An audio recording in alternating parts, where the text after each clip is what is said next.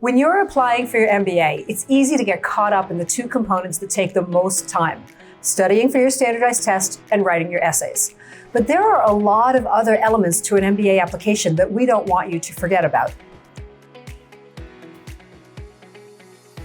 Hi, I'm Rachel Beck, and I'm here with my colleague from mbaMission, Jessica Shklar. And between us, we have almost 25 years of full-time experience helping thousands of applicants gain acceptance to business schools. We're here today to give you an overview of all the parts of an MBA application.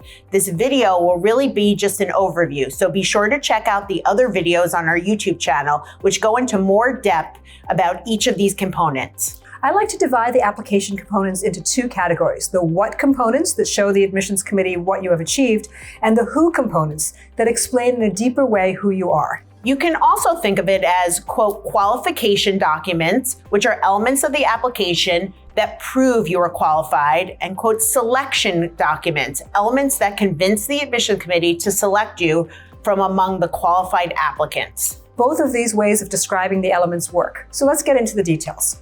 First up, we have the elements that show the admissions committee that you are qualified, or show what you have achieved: your resume, your academic results, and the application itself. We'll start with the resume. Your resume should be one page. Yes. We really mean one page.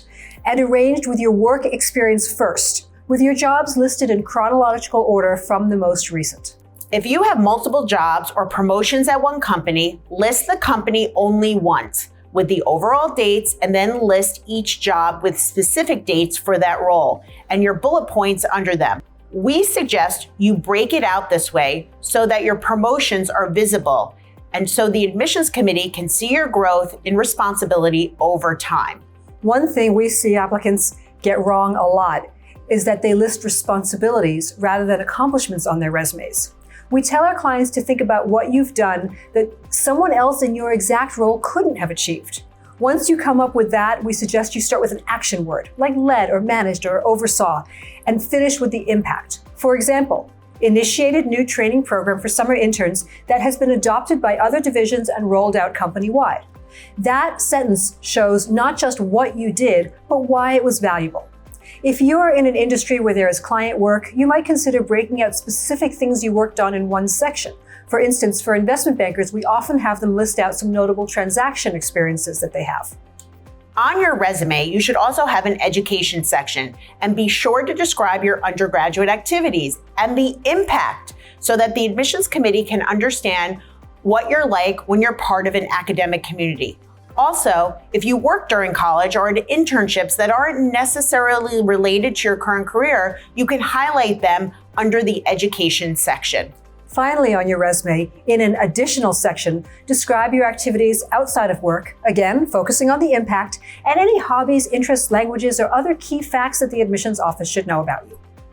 Now, let's talk about your academic profile, which consists of your college transcript, any additional courses or certifications, and your GMAT, GRE, or executive assessment score. A good rule of thumb here is for that score to be close to the average for the schools you're applying to. For your GPA, if it's very far under the average, you might want to consider taking a course in a business subject like accounting or finance to build an alternative transcript. For more on the role of your GPA and the scores, check out this video. Jessica, one component that applicants often leave to the last minute is the application itself. This document is a series of factual questions ranging from simple biographical data like your name and address and school and parents' information to detailed descriptions of your company, your biggest accomplishments, and your volunteer work. And Rachel, don't forget, there can be hidden essays in the application as well, ranging from 150 characters to as much as 250 words. There can be overlap between the application document and all of the other elements in the application, so we suggest creating an account and downloading the application early, then planning out your essays knowing that you have a chance in the application to share more information. That way, instead of being rushed at the last minute and just copying your resume into the application, you can be thoughtful and deliberate about sharing more information with the admissions committee. The last three elements of your MBA application, which explain to the admissions committee who you are and help convince them to select you from among the other qualified applicants, are the recommendations, the essays, and the interview. For the recommendations, you generally need 2 professional recommendations. And something important to know is that schools frown upon professors as references. They want to hear from people senior to you who have worked closely with you. Typically, recommendations ask about how you compare to others at your level and about how you responded to feedback. In picking your recommenders, ask someone who knows you well. We can't stress enough that how senior your recommender is or whether they're an alumni of the school does not matter. If you can't ask your current supervisor, think about someone else in your organization who is senior to you and has worked with you closely. You can also ask a former supervisor.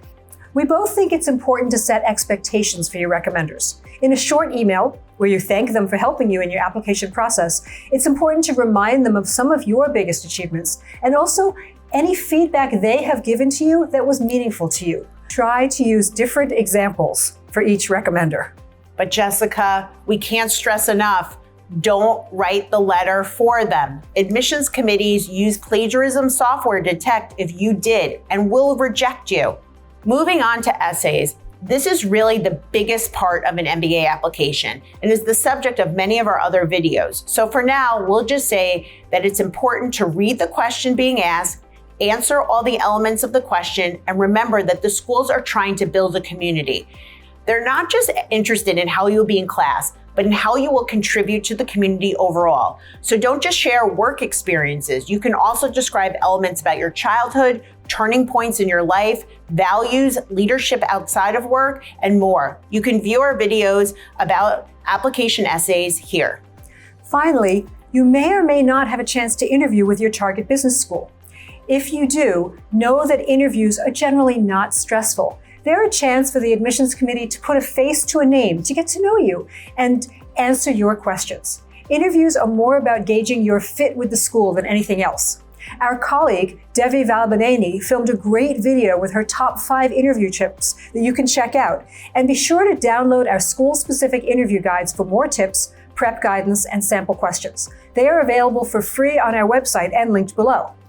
As a quick recap, remember to think of some elements, your resume, your academic profile, and application as what or qualification documents that show the admissions committee that you can manage the workload and be appealing to recruiters. And other elements are who or selection documents that show the admissions committee more about who you are and convince them to select you from among the qualified applicants. These are the essays, recommendations, and interview. To learn more about each of these application components, we highly recommend downloading the MBA Mission Complete Start to Finish MBA Admissions Guide. It's available for free on our website and includes our guidance on every part of the application. If you have questions about your specific candidacy or general questions about the MBA application process, we'd be happy to speak with you via our free 30-minute consultation. Click the link below to sign up. Thanks so much for watching. And remember, if you enjoyed this video and want to get more MBA admissions and application tips, don't forget to like it and subscribe to our channel.